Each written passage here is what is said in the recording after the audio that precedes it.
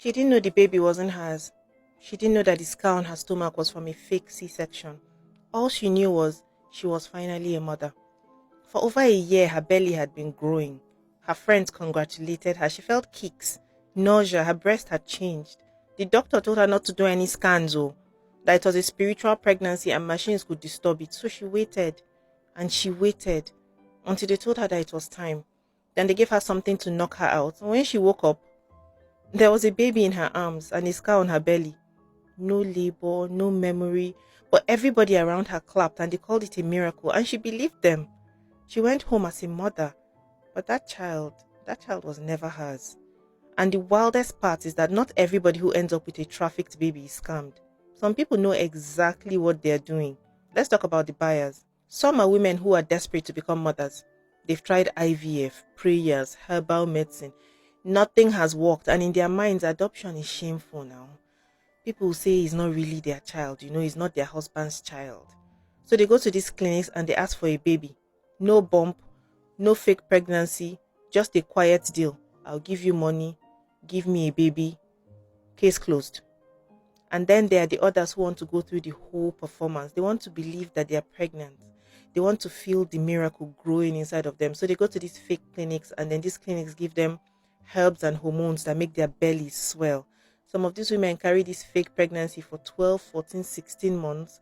And when the time comes, they go in for delivery. They come out with a baby that they never actually birthed. Now here's the part that is hard to digest. Not all buyers want to be parents.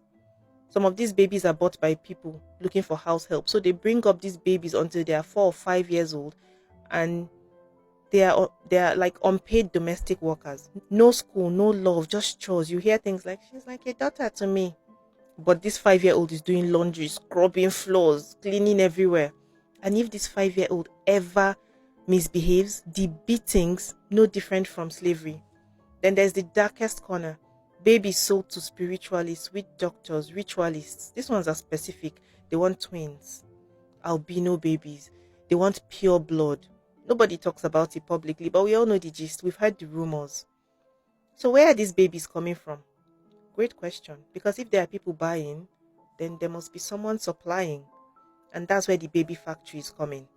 They are not real factories, of course, just shady operations, some disguised as clinics, some orphanages, prayer homes, where women and girls are used to produce babies. Some of them are kidnapped, some were lured in with job offers, some they promised that they would go abroad.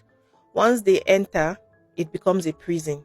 They are raped until they get pregnant. They are locked up until they give birth. And once that baby is born, it is taken off of them and sold. If the girl survives the process, she's either thrown out or she's made to go through the whole process again.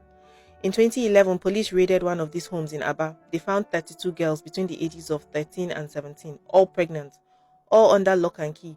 Some had given birth before and the babies had gone. They were pregnant again. In another case in Rivers State, girls were being held in rooms with no windows, monitored like property. And when they delivered, no record, no birth certificate, no trace. The babies were passed off to paying clients and they disappeared into the world. What makes it worse is how these operations are protected by silence. Families don't report.